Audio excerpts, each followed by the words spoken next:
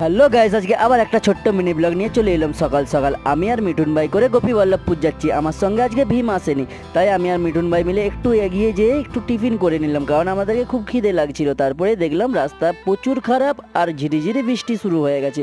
বৃষ্টির মধ্যে দিয়ে আগাতে আগাতে দেখলাম ঝাড়গ্রামে একটা ময়ূর হয়েছে রাজ কলেজের সামনে, খুব ভালো লাগলো।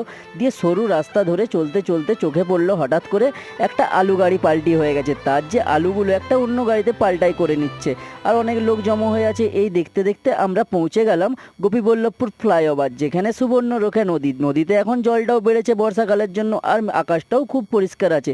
এরকম সুন্দর ওয়েদার নিয়ে আর একটু আগিয়ে পৌঁছে গেলাম গোপীবল্লভপুর ব্লক, যেখানে পার্টির বাড়িতে মালটা মিঠুন ভাই খালি করে নিল। কেমন লাগলো গাইস আজকে আমার ছোট্ট মিনি ব্লগটা? অবশ্যই কমেন্টে জানাও। আর যারা যারা আমার চ্যানেলটাকে সাপোর্ট করছো অসংখ্য ধন্যবাদ।